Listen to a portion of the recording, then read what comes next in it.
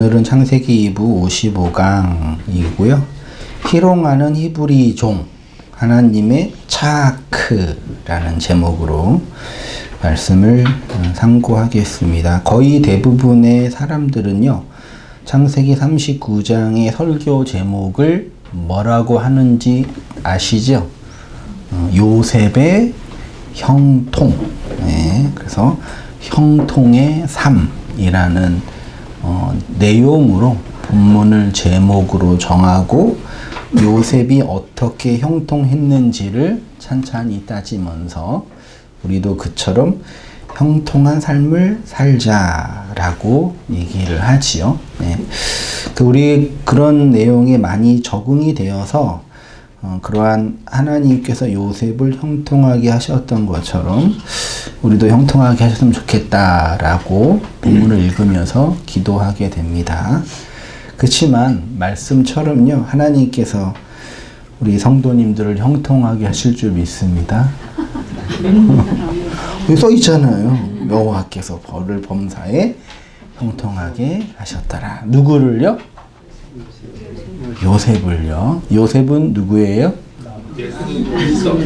그리스도예요. 그쵸? 다 알잖아요. 그리스도를 예표하잖아, 모형하잖아요.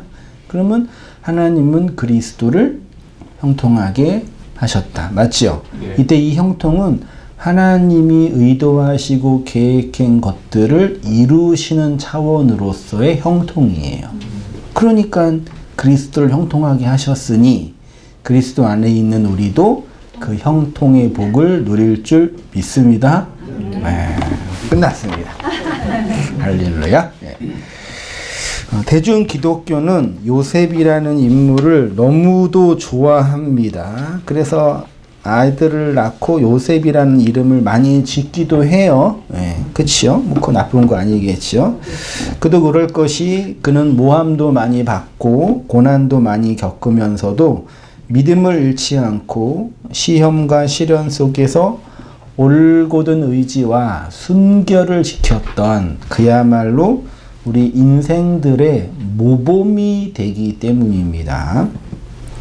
아마도 그런 요셉을 하나님이 그냥 낙오자나 실패자로 그냥 두지 않으시고 어디까지 올리셨어요? 애굽의 초강대국의 2인자. 대단하잖아요. 미국의 초강대국의 부통령, 말하자면 된 거예요. 국회의장이 된 거예요. 그러니까 사람들이 그런 요셉을 많이 좋아하는 것 같습니다. 그냥 욥처럼. 그러고 그러니까 아들 이름을 욥이라고 지은 분들 하나도 없네요. 욥은 그냥 된통 당했는데 요셉은 올라가고 욥은 나중에 좀 성공은 했지만 너무 고생을 많이 해서 욥이라는 이름을 안 짓죠. 요셉은 졌네요. 비슷한 이름인데 인간이 참 그래 간사해요. 사람들은 어쩜 이렇게 성경의 본질과 복음의 진리와는 전혀 상관이 없는 주제로 교리를 만들고 믿음의 법칙을 만들어서 대부분의 많은 사람들을 미혹하고 또 미혹당하고 있는지 모르겠습니다. 그러나 우리는 요셉으로 설명된 예수 그리스도를 보아야 하고 그의 죽음과 부활과 성령으로 오셔서 교회의 머리가 되신 구속사의 본질을 깨달아야 되겠죠. 그의 사역 속에서 우리 인생 각자에게 찾아오시는 하나님의 구속의 사역을 깨달아 은혜를 누릴 수 있어야 될 것 같아요.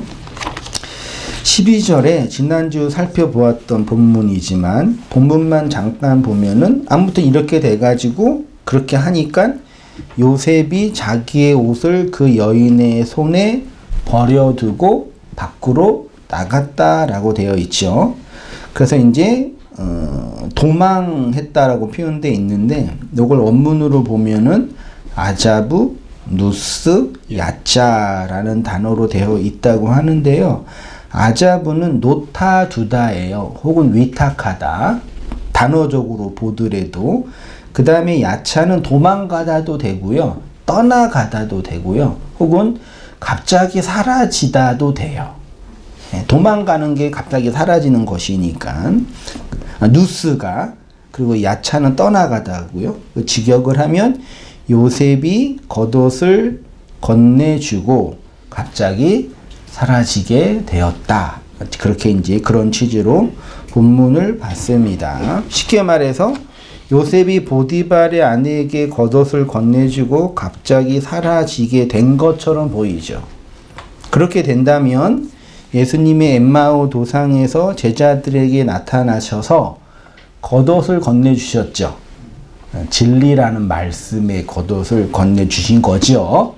건네주시고 그 겉옷을 딱 받으니까 예수님이 갑자기 눈에 보이지 않았더라 라고 말했던 것과 비슷한 부분이 있습니다. 그도 그럴 것이 요셉이 보디발의 아내에게 들어가 한 일이 히브리어로 말라크 아사예요. 그러니까 언뜻 보면은 어떤 남녀간의 썸씽처럼 보이지만 내용으로 본다면, 단어적으로 본다면 말라크, 말씀, 천사, 내용이죠. 아사는 만들다 완성하다니까 말씀을 이루다. 그 안에 말씀을 이루는 그 일을 누가 했어요? 요셉이 한 거예요. 됐죠? 그걸 하고 나서 결론적으로 어떻게 됐어요? 결론적으로 어디에 들어갔어요? 감옥에 들어갔잖아요. 그러니까 실제로 만약에 그 여인을 강간 미수범이 됐으면, 그 종인데 단순히 그냥 감옥에 집어넣겠어요? 근데 그 감옥도 누구의 감옥이에요? 왕의 일에 범죄한 자들의 감옥. 그래서 왕의 감옥이라고 되어 있거든요. 그리고 실제로 거기에서 간수장들한테 어떤 도움을 많이 받아서 노예고 감옥에 들어가서 있는 존재인데 실제로는 거기에서 아주 총리처럼 일하고 있는 모양처럼 보이죠. 보디발의 아내를 히브리 종이 범하려고 했는데 옛날에는 그런 정도는 그냥 사지를 찢어서 죽이지 않았을까요? 엉덩이로 때리든지 감옥에 그냥 넣고, 그 감옥도 그냥 왕의 감옥이라고. 거기서도 누굴 만나요? 왕과 관련된 술 맡은 관원과 떡 맡은 관원을 만나고 그네들에게 뭐 해줘요? 꿈을 해몽, 꿈 같은 세상의 내용을 설명해주고 증언해줘서 다시 이제 복권되는 이야기가 연결이 되는 거죠. 예수님이 십자가를 통해서 당신의 교회에게 건네준 것이 바로 예수님의 뭐예요? 옷이죠. 그래서 예수님이 그의 교회에게 당신이 건네준 그 옷을 확인하신다고 요한계시록에 설명되고 있죠. 그 성도들의 옳은 행실이라고 되어 있잖아요. 예수님이 2페이지입니다. 산상수훈에서 너희는 무엇을 먹을까? 무엇을 입을까? 무엇을 마실까? 염려하지 말라. 그러면서 이건 다 이방인들이 구하는 것이라 그랬죠. 본문 많이 알고 있지만 보세요. 그러므로 염려하여 이르기를 무엇을 먹을까? 무엇을 마실까? 무엇을 입을까? 하지 말라. 이는 다 이방인들이 구하는 것이라. 너희 하늘 아버지께서 이 모든 것을 너희에게 있어야 할 줄을 아시느니라. 그런즉 너희는 먼저 그의 나라와 그의 의를 구하라. 그리하면 이 모든 것을 너희에게 더하시리라. 그런즉이라는 단어가 있어서 사람들이 먼저 그의 나라, 먼저라는 단어도 있어가지고 그의 나라와 그의 의를 먼저 구하면 먹는 것과 마실 것과 입는 것들 하나님께서 다 있어야 할 줄을 아니까 해결해 준다라는 취지로 본문을 받아들이고 해석하고 있지요. 그거는 정말 잘못된, 서로 미혹당하고 그러니까 본문을 내가 원하는 차원으로, 인간의 본성이 해석하기 좋은 차원으로 미혹당하여 있는 거예요. 그러니까 그러니까 이 말씀은 그 말씀 자체가 우리를 미혹해요. 말씀 자체가 우리를 미혹하는 게 사탄인데 이 말씀이 우리의 어떠함을 미혹한다고요. 이해되시죠? 그리고 우리가 그 말씀을 미혹해요. 서로 미혹한다고요. 그걸 간음이라고도 표현하는 거고요. 그래서 그 미혹에 갇혀 있는 사람이 그 미혹된 말씀을 보면 미혹된 말씀을 읽어내는 거죠. 대표적인 게 이런 거예요. 우리가 먼저 그의 나라와 그의 의라는 것들을 열심히 구하면 하나님이 우리의 먹는 것, 입는 것, 마실 것들을 이미 다 있는 줄 아시니까 해결해 준다라고 교리를 만들죠. 절대로 그런 일은 일어나지 이렇게 하면 또 이렇게 믿음이 없는 것처럼 느껴질 수 있는데, 그러니까 하나님이 우리에게 있어야 할 너희의 것, 먹는 것, 마실 것, 입을 거라고 상징해서 설명했잖아요. 그럼 하나님이 우리에게 반드시 주시겠다는 게 먹는 거, 입는 거, 마시는 거예요. 그렇죠. 그럼 그게 우리 육이 필요한 먹는 거, 마시는 거, 입는 게 아니라 구원으로서 하나님의 은총으로서 상징된 양식, 의, 구원 이런 것들을 이렇게 표현해 준 거죠. 그것이 너희에게 있어야 할 그의 나라와 그의 의다. 이렇게 설명하시는 거죠. 그렇게 본문을 읽어내야 돼요. 그래서 제가 줄을 쳤는 부분 보시면 하나님은 이렇게 당신의 백성들에게 먹는 것으로서의 진리의 말씀을, 입는 것으로서의 그리스도의 의를 반드시 건네주십니다. 그러니까 염려하지 말라 그러는 거예요. 다만 우리 스스로 우리 안에 있는 죄와 악과 욕망에 의해서 그 하나님을 미혹하고 있기 때문에 잘 이해하셔야 돼요. 말씀을 욕망하는 자로 미혹하고 있기 때문에 그 내용이 뭔지 못 알아먹고 있는 거죠. 물론 인간의 본성은 신앙이라는 가치를 실현하는 욕구보다 저 밑바닥에 있는 가장 근본적인 욕구가 뭐예요? 가장 근본적인 욕구. 먹는 거, 자는 거, 싸는 거 그거잖아요. 이게 해결이 안 되면은 신앙의 욕구, 소위 말해 신앙의 욕구가 이루어지는 게 도움이 돼요, 안 돼요? 행복해, 안 행복해요? 인간의 가장 그 밑바닥에 있는 그 욕구가 해결이 안 되면 신앙의 가치를 이루는 게 별로 이렇게 쓸모없게처럼 느껴지잖아요. 그래서 옛날에도 뭐 목구멍이 포도청이네 그런 얘기가 먹고 입는 것도 안 되는데 무슨 하나님을 위해서 이런 얘기 하잖아요. 그러니까 하나님이 그런 우리의 내면에 이런 그 밑바닥의 욕구를 채워주시는 분이 아니라 그 욕구의 내용으로 설명된 말씀과 그리스도의 의를 빗대어 주시는 거예요. 그래서 예수님이 우리에게 오셔서 진리를 가르치시고 떠나셨잖아요. 오신 예수님은 율법이었고 그 율법을 통해서 진리를 가르치시면 그 율법이 어떻게 되는 거예요? 떠나가게 되는 거죠. 그 떠나간 율법이 내용으로 우리 안에 있는 것이 엠마오 도상에서 경험한 제자들의 경험의 내용이었어요. 밖에 있는 예수님이 말씀을 열심히 증언하니까 그 율법의 내용이 우리 안에서 진리로 경험되어지니 밖에 있는 그 예수가 더 이상 보이지 않게 되는 거죠. 됐죠? 요한복음 16장 28절에 내가 아버지에게서 나와 세상에 왔고 다시 세상을 떠나 아버지께로 뭐 하신대요? 간다. 예수님 분명히 율법의 세상에 오셨다가 뭐 하신다고요? 가신대요. 오셨으면 오신 내용, 예수님이 오셔서 주고자 한 내용이 있을 거 아니에요. 그걸 받은 자는 오신 예수의 내용이 자기 안에 진리가 되니까 더 이상 그 밖에 있는 예수가 보이지 않게 된다는 차원인 거죠. 됐죠? 근데 소위 20세기 복음주의 운동 그 이전부터 역사적 예수를 주장하는 분들이 많이 있었지요. 좋은 얘기예요. 그 당시에 그 인문주의나 이런 게 일어나가지고 기독교는 허상이고 환상이고 인간의 조작에 의해서 만들어낸 종교 상품이다 이렇게 주장하는 분들이 있었어요. 예수는 제자들이 그냥 만들어낸 그런 종교 선생 정도야. 그래서 역사적 예수를 부정하는 거죠. 예수님이 2000년 전에 육체를 입고 오셨어요. 2000년 전 어느 날 저 팔레스타인 지역에 우리가 성경이 말하는 그 예수가 있었어요? 없었어요? 있었어요. 근데 없었다고 그러는 거예요. 어떤 분들이. 그러니까 그러면 기독교 근간이 무너지니까 야, 역사를 봐봐. 고대 문헌을 봐봐.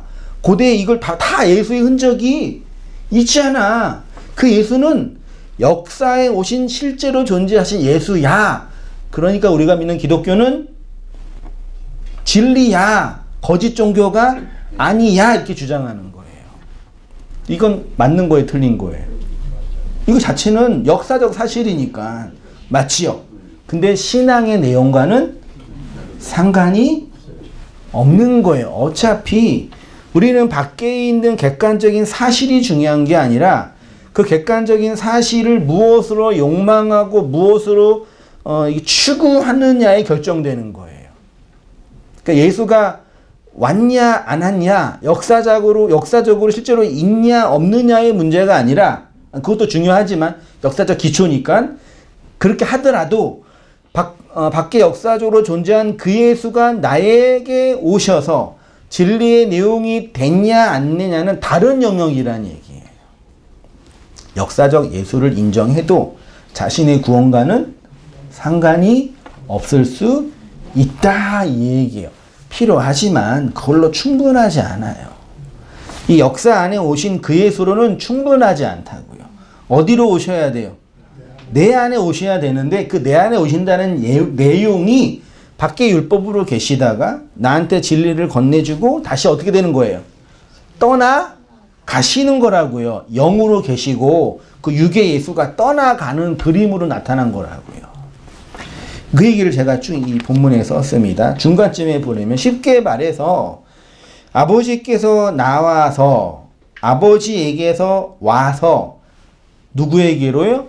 나에게로 오시고 나에게로 오신 예수가 또 어떻게 해요?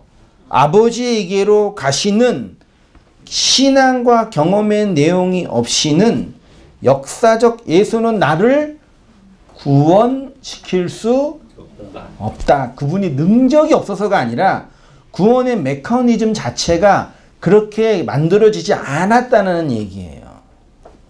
그래서 그 예수를, 역사적 예수를 인정하고 그 예수를 믿는다고 하는 많은 사람들조차도 그 개별적인 구원에 있어서는 다른 영역으로 설명되는 거예요. 실제로 예수님이 역사 속에 오셔서 그의 오심을 알아먹은 자들, 어디로 오시는 거예요? 내 안으로 오신 것을 알아먹은 자들은, 그리스도의 그 진리를 받은 자들은 지극히 극소수의 사람들이었고요. 대부분의 사람들은 역사적 예수로 만족하고 그분을 신앙화하고 우상화하여 자기 욕망에 투영하여, 욕망으로 투영하여 서로 속아먹는 그런 관계가 되는 거예요.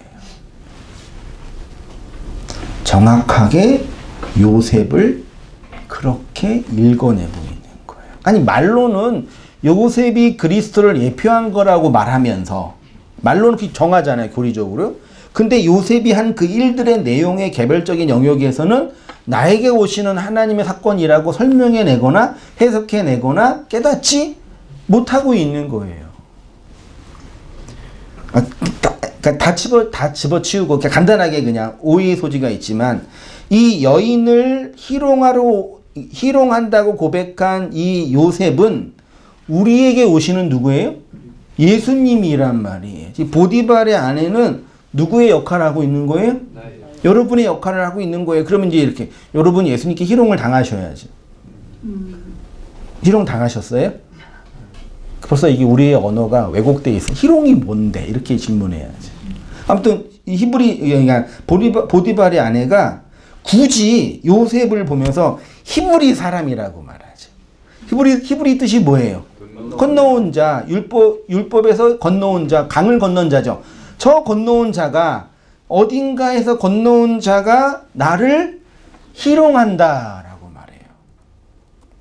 단순히 요셉을 미혹했는데 자기 말 듣지 않아가지고 열받아가지고 그런 게 아니라, 이 내용이 그리스도가 우리에게 행하고 있는 일이란 얘기예요. 그러면 희롱하다가 히브리어로 뭐라고요? 본문 보이세요? 네, 요거는 한번 익혀보세요. 짜크라는 히브리어예요. 여기에서 뭐가 왔어요? 이츠아크. 누구예요? 이삭이 왔어요. 그러니까 한글로 볼 때는 전혀 모르겠는데 원래 이삭이 뜻이 뭐예요? 웃음, 웃는 자 그 뜻이잖아요. 그러니까 하나님이 사라를 웃게 했잖아요. 어떤 내용인지 아시죠? 뒤에 본문이 있나? 있어요? 네, 창세기 18장 12절 이하 보세요. 다음 페이지예요. 사라가 속으로 웃고 이게 뭐라고요?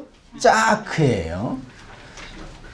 이르되 내가 노쇠하였고 내 주인도 늙었으니 내가 어찌 낙이 있으리요. 여호와께서 아브라함에게 이르시되 사라가 왜 웃으며 이르기를 내가 늙었거늘 어떻게 아들을 낳으리요 하느냐. 사라가 두려워서 승인치 아니하여 가로되 내가 웃지 아니하였나이다. 가라사대 아니라 내가 웃었. 그러고 이제 이삭을 낳아서 뭐라 그래요? 여호와가 나를 짝크 웃게 했다 했죠. 이 짝크가 창세기 39장 14절에서는 희롱으로 번역이 된 거예요. 그럼 만약에 그 사라의 번역으로 한다면 히브리 종이 나를 웃게 이상하잖아. 나를 희롱한 거랑 웃게 한 거랑 단어는 완전 다른데 한글 단어는 다른데 내용으로는 나를 웃게 했다고 보는 거예요. 히브리 성경에서 이 짝크가 제가 갖고 있는 사전에서는 13번 사용이 됐대요. 대부분 이제 창세기 18장에 있는데 그다음 많이 사용된 본문이 사사기, 사가 아니라 사시예요. 사사기고요. 그 다음에 출애굽기에 조금 사용이 됐어요. 이건 중요하니까 한번 볼게요. 사사기 16장 21절 이하 제가 읽을 테니까 천천히 보세요. 블레셋 사람이 그를 붙잡아. 그가 누구예요? 삼손입니다. 그의 눈을 빼고 끌고 가서 내려가 놋줄로 매고 그에게 옥에서 맷돌을 돌리게 하였더라. 그의 머리털이 밀린 후에 다시 자라기 시작하니 블레셋 사람의 방백들이 이르되 우리의 신이 우리 원수 삼손을 우리 손에 넘겨주었다 하고 다 모여 그들의 신 다곤에게 큰 제사를 드리고 즐거워하고 백성들도 삼손을 보았으므로 이르되 우리의 땅을 망쳐놓고 우리의 많은 사람들을 죽인 원수를 우리의 신이 우리의 손에 넘겨주었다 하고 자기들의 신을 찬양하며 그들의 마음이 즐거울 때 이르되 삼손을 불러다가 우리를 위하여 제주를 부리게 하자. 여기 제주가 뭐라고요? 이게 짝크예요. 우리를 희롱하게 하자. 우리를 웃게 하자. 직역하면 옥에서 삼손을 불러내어 삼손이 그들을 위하여 제주를 부리니라. 그들이 삼손을 두 기둥 사이에 세웠더니 삼손이 자기 손을 붙든 소년에게 이르되 나에게 이 집을 버틴 기둥을 찾아 그것을 의지하게 하라 하니라. 그 집에는 남녀가 가득하니 블레셋 모든 방백들도 거기에 있고 지붕에 있는 남녀도 3,000명가량이라. 3,000명은 없습니다. 3,000입니다. 다 삼손이 제주를 부리는 것을 보더라. 삼손이 여호와께 부르짖어 이르되 주 여호와여 구하옵나니 나를 생각하옵소서. 하나님이여 구하옵나니 이번만 나를 강하게 하사 나의 두 눈을 뺀 블레셋 사람들에게 원수를 단번에 갚게 하옵소서 하고 삼손이 집을 버틴 두 기둥 가운데 하나는 왼손으로 하나는 오른손으로 껴 의지하고 삼손이 이르되 블레셋 사람과 함께 죽기를 원하노라 하고 힘을 다하여 몸을 굽힘에 그 집이 곧 무너져 그 안에 있는 모든 방백들과 온 백성에게 덮이니 삼손이 죽을 때 죽인 자가 살았을 때 죽인 자보다 더 많더라. 삼손 이야기는 대충 알고 계시죠? 물론 본문 하나하나 들어가면 다 상징적인 언어가 담겨져 있어요. 요 짝크가 삼손에서는 제주를 부리다라는 거죠. 그러니까 쉽게 말하면 눈 뽑히고 머리카락 잘려진 삼손이 어디에서요? 감옥에서 뭘 갈고 있었어요?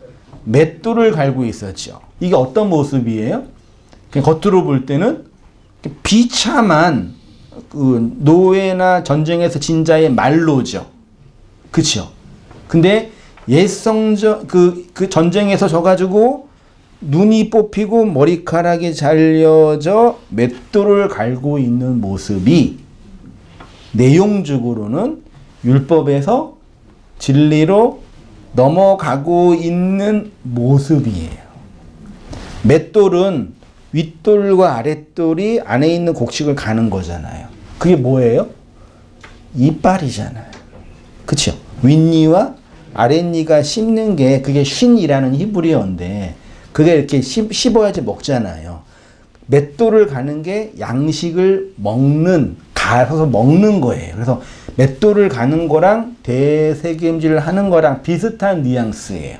뭐예요? 말씀, 양식을 씹고 먹고 맛보고 뜯고 맛보고 즐기고 것처럼 씹고 먹어서 묵상하는 게 대세김질을 하는 거. 대세김질을 하는 거는 안에 있는 위에서 그 내용물을 소화하는 거잖아요. 씹는 거잖아요. 또다시요.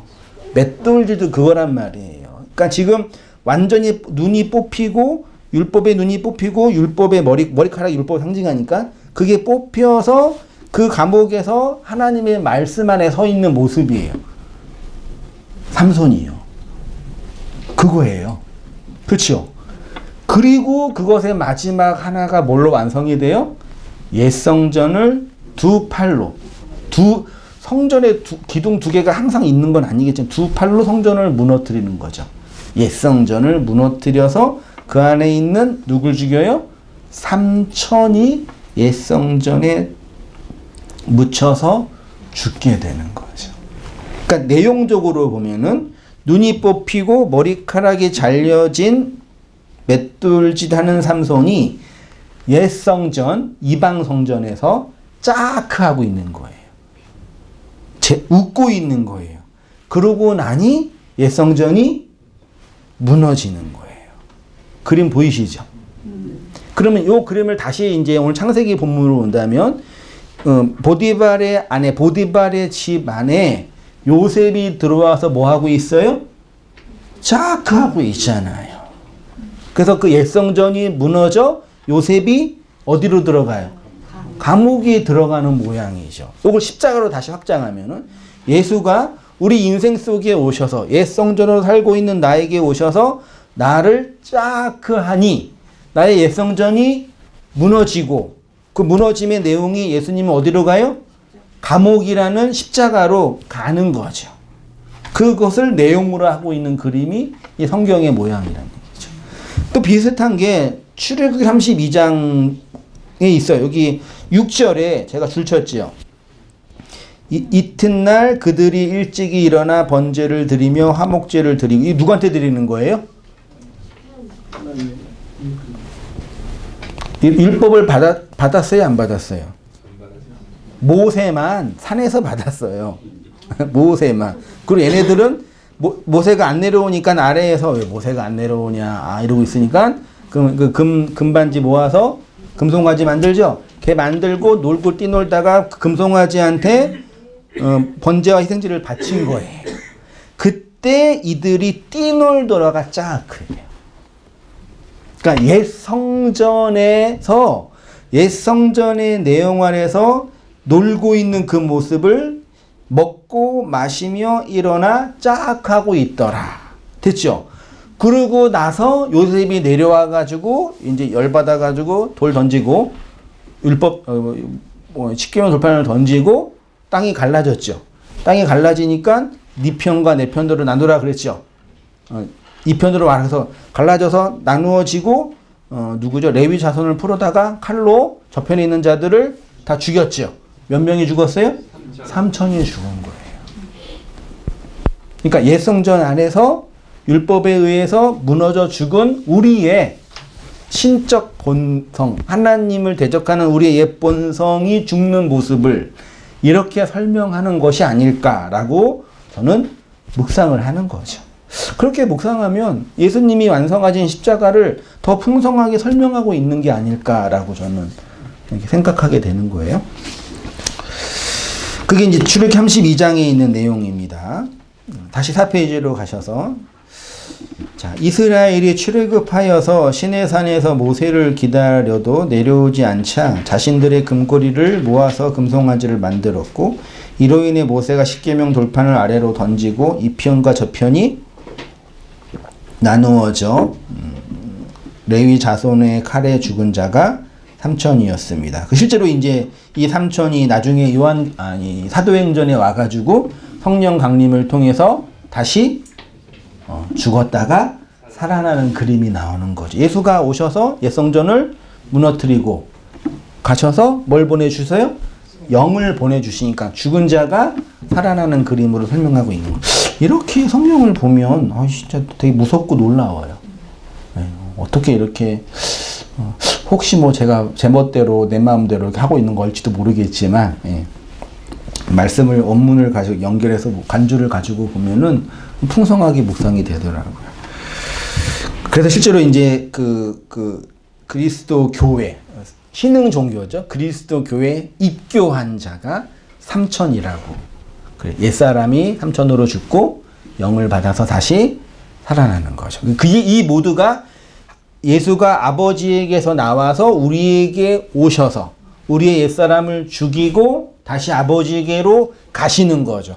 그리고 성령을 보내주셔서 우리가 성령으로 다시 살아나는 자들이 되는 거죠. 마태복음 20장 18절 이하 보세요. 보라 우리가 예루살렘으로 올라가노니 인자가 대제사장들과 서기관들에게 넘겨지매 그들이 죽이기로 결의하고. 왜 대제사장들과 서기관들이 예수님을 죽이려고 했죠? 정치적으로 보더라도 신학적으로 보더라도 예수님을 굳이 죽일 필요가 없었는데 왜 죽이려고 했어요? 예수님이 조용하게 야! 또 이상한 교리 전파에 이단 너 조용히 안 해? 알겠어요. 네. 그 조용히 이렇게 구석에 들어가서 자기 교회 만들면 죽였어요? 안 죽였어요? 안 죽였죠. 근데 굳이 그 유대인들을 향해서 독사의 새끼들아, 마귀들아 하면서 막 욕하면서 니네가 그러고도 사람이냐? 니네는 하나님의 저주 아래 있다라고 그들의 유대교들을 막 공격하니까 뭐예요? 그래서 죽인 거예요. 그래서 본문에는 이들이 예수님을 희롱한다 그랬잖아요. 십자가를 지기 전에 예수를 희롱한다 그랬잖아요. 물론 조롱이 같은 단어는 아니지만 조롱한다 그랬잖아요. 근데 이방인들이 바리새인들, 서기관들이 유대인들이 예수님을 조롱했지만 원래 누가 먼저 조롱한 거예요? 예수가 그 유대교를 뭐 한 거예요? 조롱한 것이요. 원래는요. 그것으로 설명된 거죠. 오늘 요셉이 이러한 위치에 있는 거예요. 이러한 위치에 있는 거예요. 보디발의 아내는 요셉을 굳이 히브리 종이라고 하고 그리고 그가 자신을 희롱했다고 했다고 하죠. 그리고 다 사건이 밝혀지니까 그리고 솔직히 여러분 또 까놓고 보디발이 요셉을 신뢰하지 않았어요? 아니 어떤 사람이 자기의 모든 재산, 인간 도장까지 먹는 거 빼놓고 먹는 거였죠. 네, 먹는 거 빼놓고 다 맡겨요. 그치요? 그래서 실수를 했어요. 그러면 신뢰가 있었을 거 아니에요. 인간적으로 보더라도. 그러면 요셉이 보디발 선생님 저기 제가 진짜 아니에요. 당신 부인이 좀 그래요. 그러면 아니 신뢰가 있었으니까 좀 그러긴 그러지. 그럴 수도 있지 않았겠냐. 개인적으로 생각해 보는 거예요. 굳이 실제로 너무 열받아가지고 진짜 덮치려는 걸 목격해가지고 열받았으면 그냥 죽여버리지. 굳이 감옥에 집어넣어요. 그냥 개인적으로 이렇게 성경 보면서 혼자 이상의 나래를 펴요. 그 감옥에 들어갑니다. 죽는 거예요. 내용적으로. 예수님이 율법 아래에 있는 우리에게 진리를 건네주심으로 어디로 가셨어요? 십자가로 가셨잖아요. 자, 39장 14절 이하 보세요. 그 여인의 집 사람을 불러서 그들에게 이르되 보라 주인이 히브리 사람을 우리에게 데려다가 우리를 희롱하게 하는도다. 그가 나와 동침하고자 내게로 들어오므로 내가 크게 뭐 했어요? 소리 질렀다. 그러니까 하나님이 우리에게 오시는 거는 동침하러 오시는 거예요. 그쵸? 그런 상징으로 많이 설명된 거, 말씀을 주시는 거, 진리를 건네주시는 거 다 우리를 뚫고 들어오시는 거, 우리를 야다하시는 거예요. 그걸 이제 성관계라는 걸 설명이 됐잖아요. 옛날에 많이. 그때 이 여인이 뭐 했어요? 소리를 질렀단 말이에요. 이 소리 지르는 내용 중에 이런 본문이 있습니다. 마가복음 5장 6절에 그가 멀리 서서 예수를 보고 달려와 절하며 큰 소리로 부르짖어 이르되 지극히 높으신 하나님의 아들 예수여 나와 당신이 무슨 상관이 있나이까 원하건대 하나님 앞에 맹세하고 나를 뭐래요? 괴롭게 하지 마옵소서. 이는 예수께서 이미 그에게 이르시기를 더러운 귀신아 그 사람에게서 나오라 하셨습니다. 귀신 들린 사람이 예수를 보자 큰 소리로 뭐 했어요? 여기 이 귀신이란 단어는 틀렸죠. 이게 푸뉴마예요. 아카타르토스, 더러운 형용사로 더러운 영이에요. 더러운 영은 해석할 여지가 많이 있는데 홀영 이런 게 아니라 더럽혀진 말씀인 거죠. 확장하면은 그러니까 그 귀신 들린 흔히 말해 이런 무당 종교나 이런 거에서 귀신 들린 사람이라고 할 때 그들은 밖에 있는 어떤 실제적으로 존재하는 귀신을 본 게 아니라 자기가 안에 있는 그 욕망에 미혹되어서 보는 거잖아요. 실제로 그분들은 봐요, 안 봐요? 그분들 개인으로는 봐요. 그러니까 이게 문제예요. 객관적으로는 없는데 자신의 내에는 그게 있는 거예요. 우리가 막 그러니까 아주 끔찍한 장면을 보고 며칠 지나서 눈 감으면 앞에 보여요, 안 보여요? 보이죠. 트라우마가 있잖아요. 그거는 잔상이라 그러는데 그건 실제로 있는 게 아니라 내가 딱 인식한 게 뇌에 남아 있는 거잖아요. 그렇게 심해지면 밖에는 없지만 자기 안에 있는 거예요. 그 환청, 환시 이런 거 있잖아요. 그러니까 밖에 있는 사람을 모르고 그분들 진짜 있는 미치고 환장을 노르시죠. 이거를 이제 신학적으로 풀어내면은 우리 안에 있는 욕망에 의해서 그것을 미혹하는 거예요. 욕망에 의해서 미혹당하는 거예요. 참된 복음의 내용이 없으니까 자기가 욕망하는 것에 미혹당하는 거라고요. 만약에 우리 신학의 입장에서 본다면요. 이게 더러운 귀신이 아니라 더러운 말에 사로잡혀 있는 사람들의 모습이죠. 그때 그 진리이신 예수가 오면은 더러운 말에 사로잡혀 있는 사람이 어떻게 인식해요? 나를 괴롭히려고 왔다라고 인식한다고요. 그래서 뭐 한다고요? 소리 지른다. 그래서 굳이 구약 성경에서 예수님이 소위 축사를 할 때 귀신들이 뭐 한다고요? 소리 진다는 표현을 하는 거예요. 이거는 그냥 의학적으로 그런 귀신 얘기 아니라 우리 안에서, 여러분 안에서 밖에서 그리스도와 진리가 우리를 공격하고 들어올 때 우리 안에 있는 더러운 영, 더러운 말, 왜곡된 말, 악한 욕망에 사로잡혀 있는 그 나가 그 말씀에 의해서 공격당하는 걸, 괴롭힘을 당하는 걸 뭐예요? 직감하는 태도예요. 그렇죠. 그렇게 해서 그 진리가 우리 안에 들어와서 예수님이 그 말로 우리를 고쳐주시는 거죠. 우리 모두가 이렇게 다 더러운 귀신, 더러운 영에 사로잡혀 있었던 혹은 있는, 아직도 있는 분도 계셔요. 아니라고요? 아니에요. 있어요, 분명히. 여전히 그렇게 스스로의 욕망에 사로잡혀 있는 인생의 모습으로 그 말씀 앞에 서 있는 분들도 계실 거예요. 네, 우울해요. 실토하시잖아요. 다 그런 거죠. 이해되시나요? 여러분 개인 안에서 경험되어지는 내용이 아니라면 그냥 다 쓸데없는 얘기예요, 솔직히. 뭔 소리야, 도대체 저게. 그냥 기본 좋은 얘기 해주고 좀 희망과 소망을 주는 얘기를 하지. 뭔 얘기야. 그래. 그러지 마세요. 우리 안에 그 귀신들이 우글우글 그래요. 세상에서 가장 깊은 감옥이 어디예요? 그게 게헨나예요. 게헨나가 인간의 마음이라고요. 그러니까 그 마음은 긍정적인 의미로도 그렇고 부정적인 의미로도 그래요.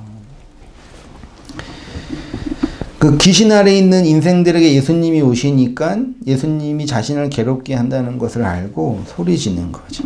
더러운 귀신, 곧 비진리의 영 아래 있는 모든 인생이 그러해요. 예수님은 그렇게 더러운 영을 희롱합니다. 그 율법의 성전에 무너지니까 소리를 지르게 되는 거죠. 다시 이제 창세기 본문으로 오셔서 15절부터 23절 희롱하다 버려 도망가고요. 20절부터 보세요. 그 다음에 이제 감옥에 들어가죠. 20절 이에 요셉의 주인이 그를 잡아 옥에 가두니 그 옥은 왕의 제수를 가두는 곳이었더라.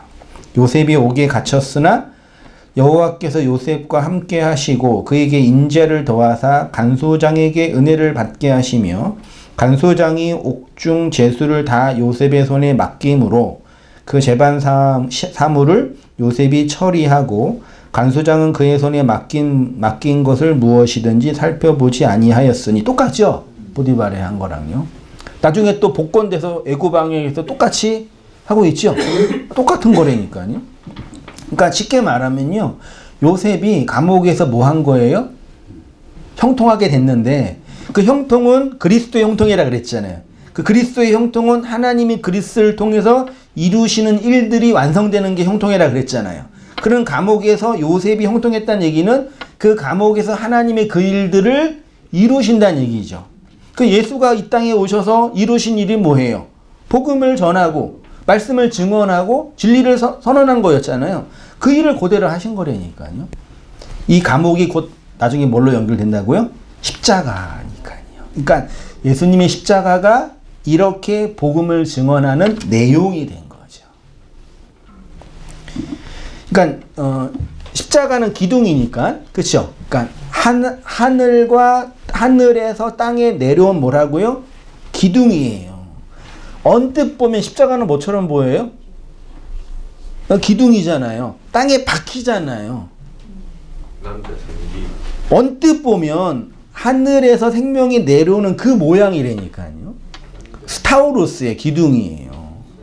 그게 말씀이 증거되는 내용이라고요. 그 십자가의 기둥이 우리 안에 박힌다는 얘기가 그런 내용이라고요. 하나님의 말씀이 우리 안에 주입되고 설명되어지고 증언되어진다. 그 대표적인 게 꿈을 뭐 하는 거예요? 해몽하는 거예요. 원래 해자의 그 해자가 해석하다잖아요. 그렇죠?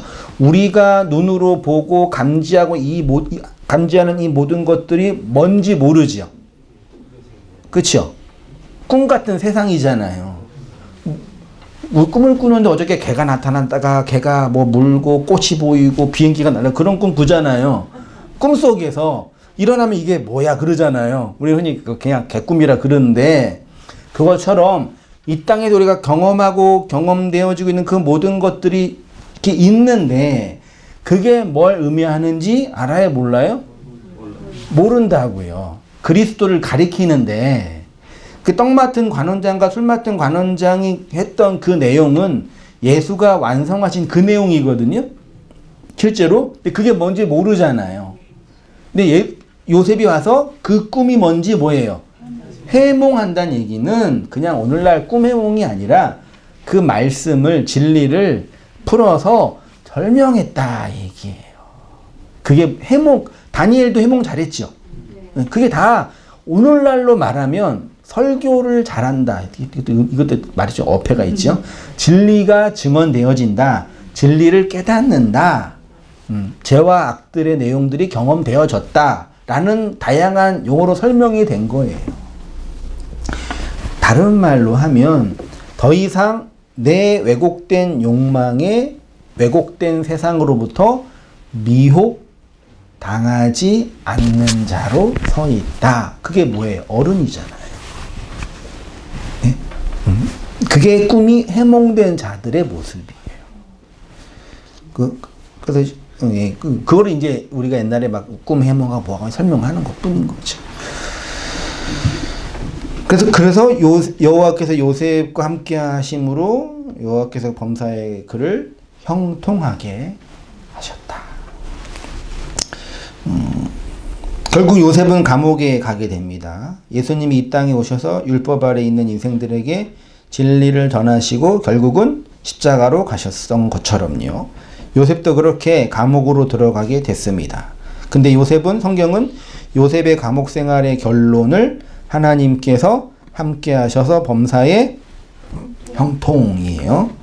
그 요셉은 이 감옥에서 술 맡은 관원장과 떡 맡은 관원장을 만나게 되고 술 맡은 관원장이 복권하게 되면서 나중에 이제 애굽의 총리가 되고 그 총리가 됨으로 애굽에 있는 모든 것들을 관장을 하는데 그 관장은 뭘 관장하는 걸로요?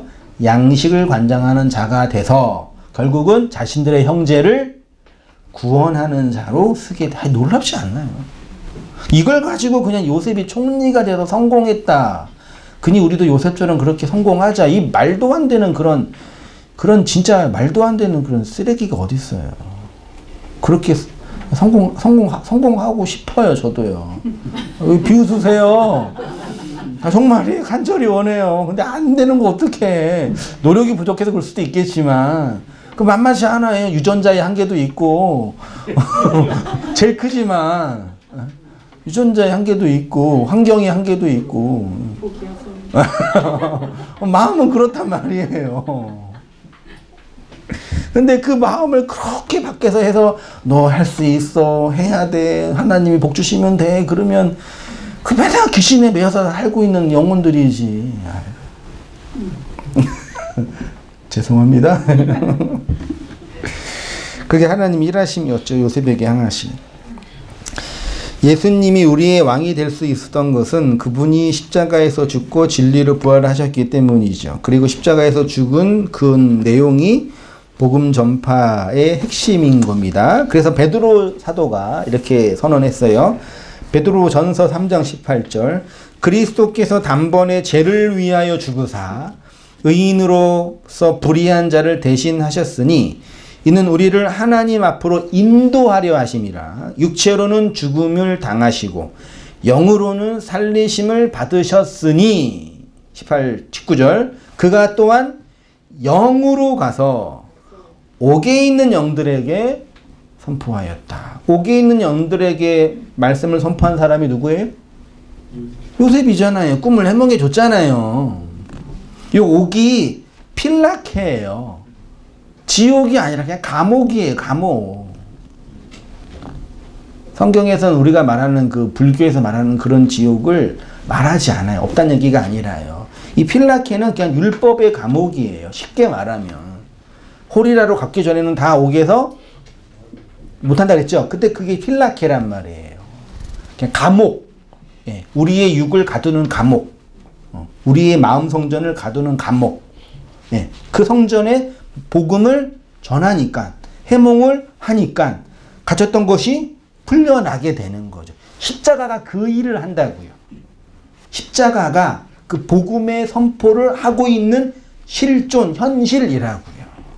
그래서 기독교가 그리스도의 십자가로 함몰되어지고 십자가로 설명되는 거예요. 예수로 설명되고 그리스도로 나타나는 거란 말이에요. 결론이요.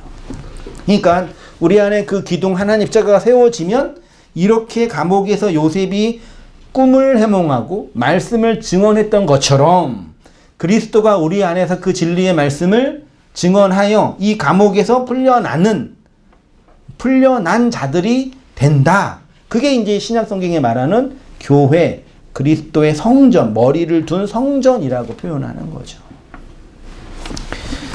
그러니까 이렇게 말씀을 증언하고 말씀을 나누고 말씀을 묵상하고 말씀을 되새김하는 그 모든 것이 이 감옥에서 뭘 증거하는 거예요? 복음을 증거하는 거예요. 예수님이 하고 있잖아요. 영으로 가서 영이에요. 또 푸뉴마예요. 영으로 옥에 있는 영들에게 캐리스도 복음을 증언하였다. 그래서 이거 가지고 이게 기독교 역사상 그 난제 실제로 해석의 난제가 많이 있거든요. 예수님이 지옥에 가셨다고? 이게 뭐지? 그래서 카톨릭은 예수님이 그 지옥에 있는 영혼들한테 그 복음을 전해서 이런 얘기도 하잖아요. 그 연옥이라 그러나? 예, 그쵸. 그 다 이렇게 만들어진 어떤 이유가 되는 거예요. 그런 거 진짜 말도 안 되는 우화고. 아니, 단어 하나만 보더라도, 필라케라는 단어 자체가 그냥 사람들 가두는 감옥이라니까요. 무슨 지옥이야. 예? 땅에 갇혀있는 게 지옥이. 원래 불교도 땅에 갇혀있는 게 지옥이잖아요. 그쵸? 근데 괜히 그 어디 문학에서 말하는 그런 우리를 고통스럽게 하는 그런 혀 잘리고 눈알 뽑히고 뭐, 그러고 보면 그 삼손도 지옥에 있었네요. 예. 눈알 뽑히고 머리카락 잘리고 손만 묶이면서. 그런 걸 말하는 게 아닌 거죠. 그 우리 율법의 감을 갖추고 있는 나에게 그 진리의 말씀을 그 영으로 선포하고 계시는 거예요. 그렇죠? 하나님이 여러분에게 그 말씀을 증언하고 계시잖아요. 그 언약의 기둥에 박혀 이러지도 못하고 저러지도 못하고 그 말씀에 이끌려가는 게 인생 군상들의 모습인 거죠. 그거를 누구의 형통이라 그런다고요? 요셉의 형통, 그리스도의 형통. 그 그리스도의 형통으로 우리가 그리스도의 일로 끌려가고 있는 모습인 거죠. 그게 우리 성도들의 형통이라고 말하면 뭐 좋습니다. 여러분 형통하신 겁니다? 아멘이 작아요? 마지막 읽고 설교 마치겠습니다. 히브리 종인 요셉이 씨가 없는 보디발의 집에 복음을 전하고 결국은 감옥으로 넘겨지게 된 것처럼 예수님이 율법의 남편 아래 생명을 낼 수 없는 우리에게 복음을 전하고 십자가에서 죽으시고 영으로 살아나셨던 거죠. 그리고 그것이 곧 율법의 감옥에 갇혀있는 영들에게 복음을 전하는 내용인 거죠. 요셉이 감옥에서 모든 일을 하고 떡 맡은 관원장과 술 맡은 관원장의 꿈을 해몽해 준 것이 바로 복음을 증언하는 내용과 연결됩니다. 범사에 형통하게 하셨다라는 말씀이 바로 이러한 것이지요. 하나님이 그리스도를 형통하게 하셔서 우리에게 생명의 구원을 건네주시는 거죠. 요셉의 형통은 하나님이 그리스도를 통해서 우리를 당신의 교회로 완성하시고 이루어 가시는 구속사의 완성을 설명하는 것입니다. 그래서 교회는 오직 누구의 형통으로요? 그리스도의 형통, 그리스도의 순종, 그리스도가 완성하고 이루신 그 일로 그리스도께 끌려가는 그 모습, 그 형통이라고 말할 수 있겠죠. 그렇게 사랑하는 자로 운명 지어지게 된 거죠. 그게 교회의 운명은 성경적인 용어는 아니지만 하나님의 뜻이고 하나님의 일하심이에요. 그러니까 그 은혜들을 누리시면서 그 말씀들을 깨달으시면서 그 내용들을 보시면서 은혜 안에 살아가시는 우리 성도님 되시기를 축원드립니다. 기도하겠습니다. 고마우신 하나님 아버지, 악한 영으로 살고 있는 저희에게 오셔서 해석되어지지 않고 설명되어지지 않고 알 수 없었던 꿈 같은 내용들을 해몽하시고 설명하게 하시고 받아들이게 하셨사오니 그 은혜의 일하심과 능력의 나타남으로 하나님의 생명을 담은 자로 오롯이 살아갈 수 있도록 아버지 하나님 인도하여 주옵소서. 우리 안에서 하나님이 이렇게 일하고 계심을 깊이 있게 보게 하셔서 진정한 그리스도의 형통 안에서 살아가는 우리 교회들의 모습이 되어질 수 있도록 붙잡아 주옵소서.